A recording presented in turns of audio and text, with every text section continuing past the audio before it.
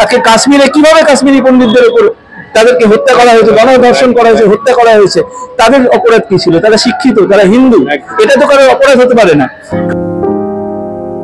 अखिल भारतीय हिंदू महासभा के राज्य अध्यक्ष चंद्रचूड़ गोस्वामी ने मुर्शिदाबाद केस को लेकर किया बड़ा खुलासा। বন্ধুরা, অখিল ভারতীয় হিন্দু মহাসভার প্রেসিডেন্ট চন্দ্রচূড় গোস্বামীকে আমরা আমাদের মধ্যে পেয়ে গেছি। আমরা মুর্শিদাবাদ কেস নিয়ে তুমি কি বলতে চাইবে, যেখানে হিন্দুদের টর্চার করা হচ্ছে? শনিবারও 3টে মার্ডারের ঘটনা আমরা শুনতে পেয়েছি, তুমি কি বলবে? দেখুন, হিন্দু মুসলমানকে মারুক বা মুসলমান হিন্দুকে মারুক, ভাবতে হবে মানুষ মানুষকে খুন করছে, এটা কিন্তু অত্যন্ত দুর্ভাগ্যজনক।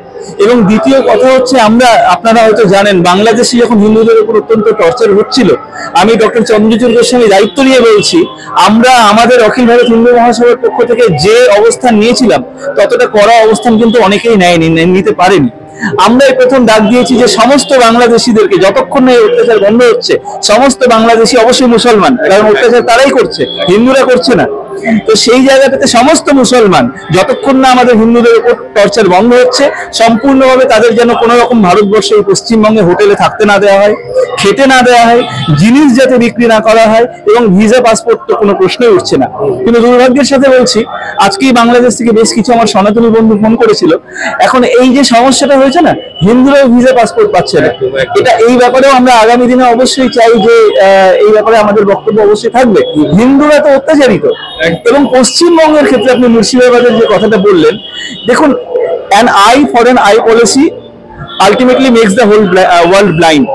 আজকে আপনি আমাকে যদি চড় মারেন, আমি যদি আপনাকে পাল্টা মারি, তাহলে দুটোই সমান অপরাধী কেউ কেউ বলবে, কিন্তু দুটো সমান অপরাধ কিন্তু হচ্ছে না। আমি আপনাকে মারলাম, তার কারণ হচ্ছে প্রথমে আপনি আমাকে চড় মেরেছিলেন, আমিও রক্ত মাংসের মানুষ, আত্মরক্ষার অধিকার আমারও আছে, কিন্তু আমি তো চরটা এমনি খেলাম, আমি তো এগিয়ে গিয়ে আপনাকে চর মারতে যাইনি। কাজে আজকে পশ্চিমবঙ্গ হোক, ভারতবর্ষ হোক, যে কোনো রাজ্যে হোক, সেখানে সনাতনী হিন্দুরা আমরা কিন্তু ঘুমন্ত সিংহ। আমাদেরকে যদি টার্গেট করে মারা হয় এবং তারপর সনাতনী হিন্দুরা যদি আইন হাতে নিতে বাধ্য হয়, মহাভারতের যুগেও আপনি দেখবেন, এমনকি ভগবান রামচন্দ্র বনে গিয়েছেন, সবকিছু ছেড়ে দিয়ে গিয়েছিলেন, নিজের তীর ধনুক এবং আত্মসম্মান কিন্তু নিয়ে গিয়েছেন। কাজেই আজকে ঘুমন্ত সিংহ যদি জেগে ওঠে, এবং তার জন্য তখন কিন্তু কেউ নরেন্দ্র মোদীর সরকার না, মমতা বন্দ্যোপাধ্যায়ের সরকার না, সে তৃণমূল করে, বিজেপি করে, সিপিএম করে, কংগ্রেস করে, এটা এখানে গুরুত্বপূর্ণ নয়। গুরুত্বপূর্ণ হচ্ছে একটা মানুষ একজন মানুষকে মারবে কেন। সনাতনীরা এরপর যদি আইন হাতে নিতে বাধ্য হয় আত্মরক্ষার জন্য, তার দায় কিন্তু সেই দিনকে কতটা ভয়ঙ্কর হবে, সারা পৃথিবী তার জন্য প্রস্তুত থাকুক। তুমি সরকারকে কি বার্তা দিতে চাইবে? আমি রাজ্য এবং কেন্দ্র উভয় সরকারকেই বলবো, হাত জোর করে বলছি যে আমরা সনাতনী জাতীয়তাবাদী মানুষ, আমরা পৃথিবীতে সব সময় সংস্কৃতি এবং শান্তির বাণী আমরা প্রচার করেছি। আমরা সারা পৃথিবীকে শিখিয়েছি বসুধৈব কুটুম্বকম, কিন্তু তার মানে তো এটা নয় যে আমার বাড়িতে ঢুকে আমার মা বোনকে অসম্মান করবে, আমার বাড়ির সন্তানকে, আমার বাবা মাকে যারা আক্রমণ করবে, তাদের হাত ভেঙে গুড়িয়ে দেওয়ার অধিকারও নিশ্চয়ই আমাদের হিন্দুদের রয়েছে।